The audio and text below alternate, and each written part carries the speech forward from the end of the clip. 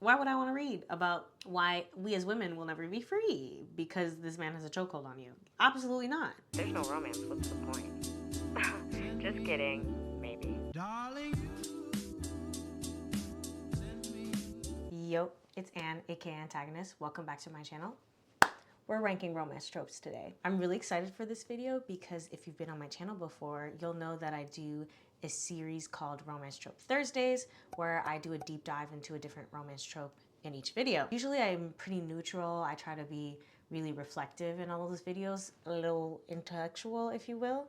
But this time we're coming for all the tropes next because this is ranking. So there's correct answers and there are incorrect answers. And I will be telling you what the correct answers are. But I also think it'll be a fun way to show you guys my taste. So we have our different tiers. The bottom tier is dookie. That's pretty self-explanatory. It's dookie. Gross. Ew. Then we have for the birds. That means that I find these tropes irrelevant, like ugh, bored, yawn, next, for the birds. Then we have sometimes. The trope has a 50-50 chance of going well. In certain lights, I get it, but it's not really a go-to for me. Then we have she's very gorgeous to me. So this is like the guilty pleasure tier, as in I know that she's probably not that great, but to me, she is very gorgeous to me. then we have good, just objectively good. We like it, have a good time. And then the top tier is perfection. It's perfect, no notes. Okay, so the first romance trope that we have is banter. This is good. Banter is good most of the time, especially in books. Banter will do a lot. Sometimes banter will carry the whole ship. Then we have celebrity with non-celebrity. I'm gonna put this one in for the birds. I don't care. Like I don't find celebrities like particularly appealing. And I think I'm too much of a realist. Like I will think about all the ways that this relationship will go wrong. Like I think for me, and you'll probably see this as I keep ranking, it's important that I believe that this couple is gonna last like a long time, dare I say forever. Like I do want the happily ever after, and especially celebrity with normie, there's usually like a really big power imbalance. It's giving divorce. Next we have insta love. I'm gonna be honest, before Bridgerton, this would have been straight to Dookie. Would have been straight to Dookie. But now I have to say sometimes. If you haven't watched my Insta Love video, go watch that right now and you'll understand. Because George and Charlotte from Queen Charlotte have me in a chokehold, and that is immediately, absolutely Insta Love. Sometimes it is, we just like each other. I just think that when it comes to Insta Love, the obstacles that keep them from being together have to be really compelling. A lot of times, one character does fit the Insta Love trope. Like usually the male hero falls in love immediately. It's not always what I want, but it is effective. Okay, there's like enemies to lovers, there's friends to lovers, and then there's fake dating. Those three are like the three that people, love, cheer for. Like they have PR teams that are working overtime, and they have the fans, they have the groupies. So I think I'm gonna rank them together. In my childhood, friends to lovers was the only fuel I had, It's all I was living off of. I thought it was everything to me. But it is kind of overdone. Like they do it too much. That being said, it's going in good. Oh, not perfection. It's going in good. In front of banter. Yeah. I might change the order of these later on. Enemies to lover. I'm going to be honest. I feel like enemies to lovers is done wrong most of the time. A lot of the enemies to lovers recommendations I be getting, I'm like, this is what we're working with. But I'm going to put her in she's very gorgeous to me. I'm not one of those enemies to lovers girlies. Like I will not be showing up to the enemies to lovers support group. I won't be at the meetings, but I will scream and cry and throwing up over a good enemies to lovers. Like a peak enemies to lovers, haven't experienced anything like it, but that is very rare. So I cannot say that she's objectively good. And that's including in fantasy, contemporary. Like every time someone tries to force feed enemies to lovers to me, like I'm so sorry. To me, Nina and Matthias are an example of enemies to lovers. Didn't work for me, not even a little bit. So I don't even think it's about the setting. I just think enemies to lovers don't be working as much as we think it does. It's tired. I'm tired. I'm a little tired. Then we have fake dating. It's between sometimes and she's very gorgeous to me. Some of my most favorite like guilty pleasure films are fake dating ones. I really like the proposal. Just go with it to all the boys. I do watch them a lot in the background. But like fake dating books, for example, like those are tough for me. I get really annoyed with the characters and like the way they're behaving. But it is good food. I'm gonna put it in She's Very Gorgeous to Me. I think I'm comfortable with that. Okay, love triangle. I'm gonna put it in sometimes. I know the girls hate love triangles, but I don't agree. I think it creates scenarios that are so good. I enjoy the drama that comes with a love triangle. Now, and people are gonna disagree with me again, I actually like love triangles where you want character A and character B to be together, but then character A starts dating character C, it creates tension. And then character A and B finally have to like admit stuff for each other. Like I love that, I eat it up. Like sometimes a third person, I'm so sorry that they're gonna get, used and abused, but sometimes this third person is the kick in the shins that somebody needs to like step up. And I'm gonna be upset about that? Absolutely not, absolutely not. And then there could be some jealousy, competition. No, I cannot be upset. I cannot be upset. I love drama and I'm here for the drama. Next we have Playboy. Honestly, Dookie. It's kind of an ick. It is. Like, what is attractive about walking into a room and knowing that Anna, Beyonce, Beatrice, Kelly, Leanne, Monica, Sue Lynn, Jebecca, Watermelon Drea, Tasha, Maya, all of them can talk about your man? Please, no. All of them have your man's name in their mouth? Absolutely not. Absolutely not. No, I don't get that one at all, and I never will understand. Like, and the whole like, I can change him. Ew, no. Now we have workplace romance. I'm gonna say good. I think I watch a lot of shows with workplace romance, like The Office, Superstore, Abbott Elementary, all those kind of shows, and it works. I actually like the environment where two people have to spend a lot of time together, yet it's like an environment where you're not really supposed to be romantic, but they find ways to be romantic in like a non-romantic place. Like I think that's really sweet. Then we have Right Person, Wrong Time. I'm gonna say For the Birds.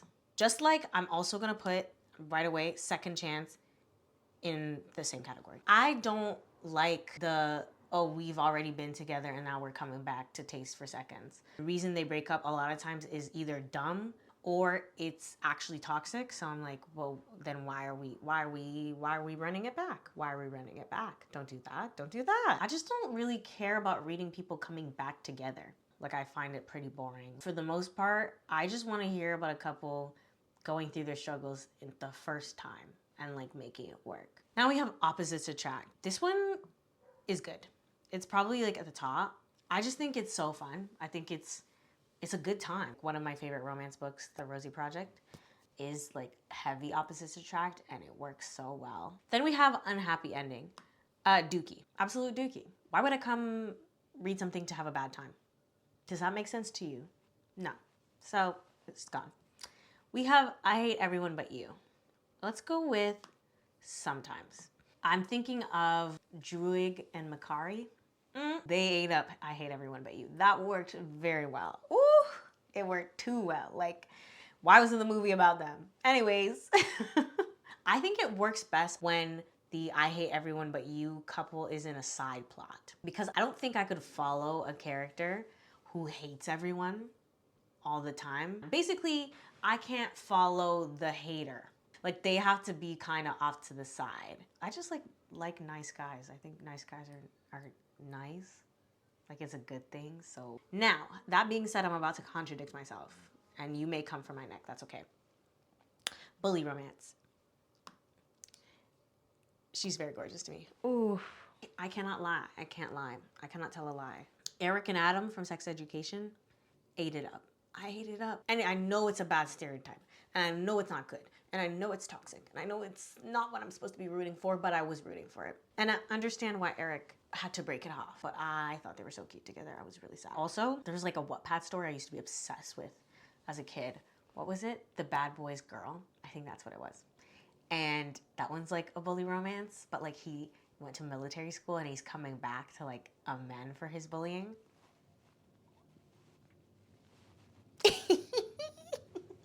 Yeah. It worked. Okay, now we have drunken hookup. I'll put in sometimes.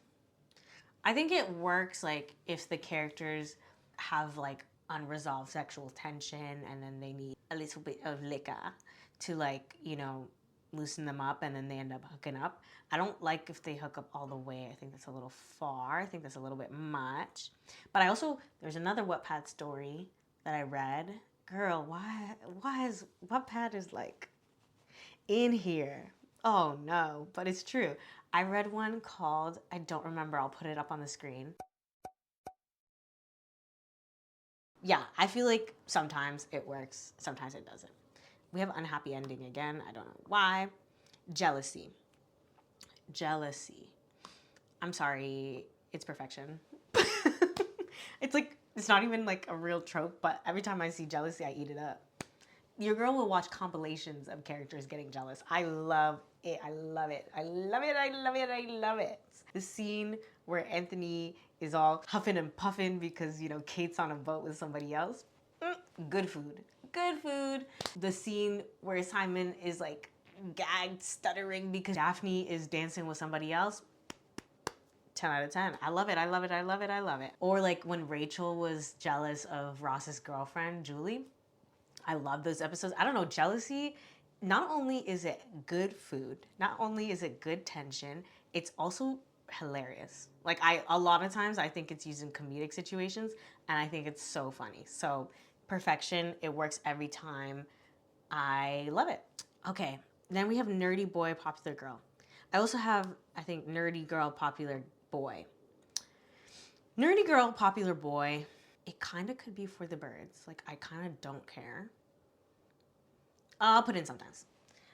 I think to some extent in these, like, especially movies, the way they portray popular boys is like, are these the same popular boys that I'm looking at? Because the popular boys that I know are more like... No White Claws? Bucha? What is that, French for pussy?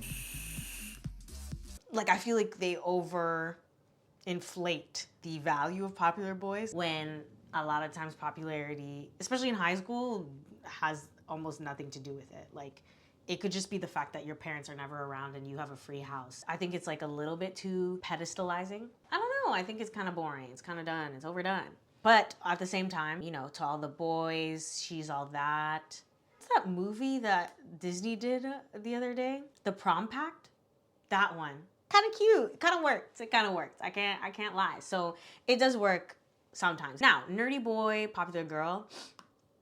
She's very gorgeous to me. I'm thinking like Seth and Summer from the OC. Maeve and Otis to some extent. Maeve wasn't like popular, but I liked the whole like he was the nervous, like kind of loser boy. Or even Otis and Ruby. Like they fit that trope. I just find it so much more interesting. I just think the dynamics are cooler, more fun. Can't Buy Me Love does that. Geek Charming too. I think those eat so much better. They eat so much better. First Love is for the birds. I don't care if you were first, second, third. Why does that matter? Yeah, like I get it, first love vibes, but I hate, especially like when in movies where they're like, oh, they were my first love, so like that's it. That's enough to like justify all the ridiculousness that we're about to embark on. Like, no. Now we have slow burn. Slow burn is perfection.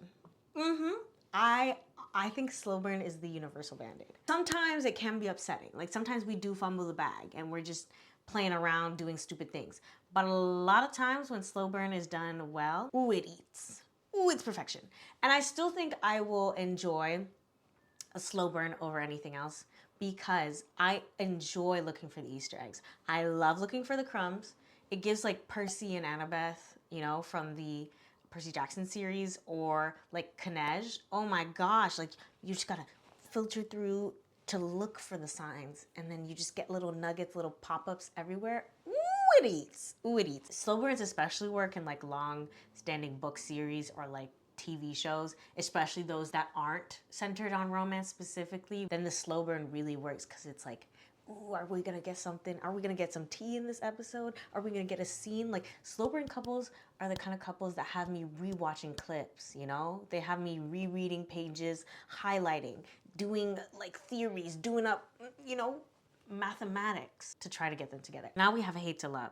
I'm gonna put that in She's Very Gorgeous to Me. Same thing as Enemies to Lovers. Now we have single parent. I'm gonna put it in For the Birds. I don't really wanna see the kids. I love kids in real life. Don't care for them in a romance book. I will actively avoid books that have single parent for the most part. Then we have Grumpy Sunshine. Or like Grumpy Sunshine like pairings. Nick and Jess from New Girl give Grumpy Sunshine. Ooh, like Enchanted definitely give Grumpy Sunshine. It is good, and it kind of goes with the opposites attract, but I kind of don't love like how it manifests itself sometimes, but I think it's when She's Very Gorgeous to Me. As long as the characters aren't exaggerations of both their ends. Just write realistic characters. Is that hard to say? Like, I just don't like when both characters become like a caricature, you know? Like they don't have enough dimension, so they're just grumpy or they're just sunshine and you don't see like other aspects of their personality. Then we have royalty. Perfection. I am a Disney girl through and through, so I will be seated for the royalty plot line. I think I only like royalty, though it's perfection, when it's like old-timey. Like I don't care about it in the modern day because like why do we even have monarchs in the modern day? Like that's kind of weird. But back in the day, or especially like in a fantasy, fictional, like sci-fi, yes. Because I'm thinking Lunar Chronicles. I'm thinking Winter Jace. Yes, ma'am. Ooh, I love a bodyguard and a royalty. Literally, in what's that movie, Epic? That movie, very mid. But the scene with the queen. Don't you have feelings, Ronan? Yes, I feel this is a bad idea. The Boggans have never been this aggressive. I'm not completely helpless, you know. I am aware. Well, you're the life of the forest. Looking after you is my duty. Is that the only reason you do it? Isn't that reason enough? If that's the only reason there is. Your Majesty. Yes. Not ticklish. Oh, you used to be. I ate up those 5 seconds. Ate them up. Yeah, it just works for me. It does. It does something different for me. We have unrequited love. I'm gonna say sometimes. I think a really good example of unrequited love that I really liked is the movie Flipped. I think that was so fun. And I really liked the way they did that. So I would definitely recommend that film for unrequited love. That being said, there are other examples of unrequited love where I cringe audibly because I'm like, what made this person change their mind about you? Is it your looks? Because you lost me already. Like if you had a makeover, I'm over it. I'm over it.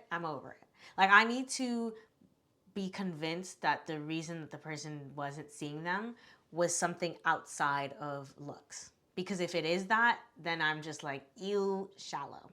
If it was like this person grew up being in love with this person the whole time while they were kids, and then the next person doesn't really like start to feel it until later, I can see that because, you know, you could be preoccupied, you could be busy, you could be out to lunch. But if it's just you, she wears glasses, like, I don't like it. Now I'm concerned. What kind of romance is this? I don't like when it's obvious that the characters like each other only because of looks. Like, I find that so uninteresting. I really don't like that. I prefer a book where the characters barely acknowledge that, like, the other person's physical appearance in like a romantic way. Like they can point out like, ooh, that girl has, you know, curly black hair. But I don't want the male character, like I open up the book and he's going, look at her silky black hair that goes all the way down to her, the small of her back where I really want to put my hand. No, girl, be calm. Be calm. Forced proximity is good. Like it's, you know, it's a trope, but it's not that much of a trope. It's just like a tool or a device to get two people to be together for a long period of time. So like they're stuck in a school or like they're like accidentally parents or like those kind of things. But it's good, it works. Like it makes for an interesting story. Then we have Girl Falls First. I'll bring Guy Falls First to the side as well. Girl Falls First is sometimes not my preference. Not my preference. Guy Falls First, perfection. Yep. Men should be screaming, crying, throwing up about you. A man should be groveling. He should be shaking at night at the thought of losing you. So why in a romance book do I have to go with girl falls first? I experienced that enough in real life. So why would I want to read about it? Why would I want to read about a girl being tortured once again? Why would I want to read about why we as women will never be free because this man has a chokehold on you? Absolutely not. Versus when the guy falls first, we've won. It is a competition, and I want the girls to win. I'm sorry. I want the girlies to be winning. I will not be taking any questions. Then we have lovers in denial. She's very gorgeous to me. She's very gorgeous to me. She's very gorgeous to me. Yep. I love it. I don't even care why they're denying it. I love it when people are a little stupid. Yes. I like when they're a little dumb about it. Anne with an E does this with Gilbert and Anne, and I think it works perfectly. Like, I'm like, you stupid kids, you're in love, but I get it. Like, I think that's so fun. I also like when they do it because, like, they hate each other as well. Like, they're like, nah, I would never, like, I hate her. Oh, with adults, I like when they, like, tell people, like, no, I don't. But then, like, you see, ooh, sorry, this is so, why am I getting so excited? I need to calm down. It's so specific, but I like when, like, a character goes like, nah, like, I don't really like so-and-so, like, I don't.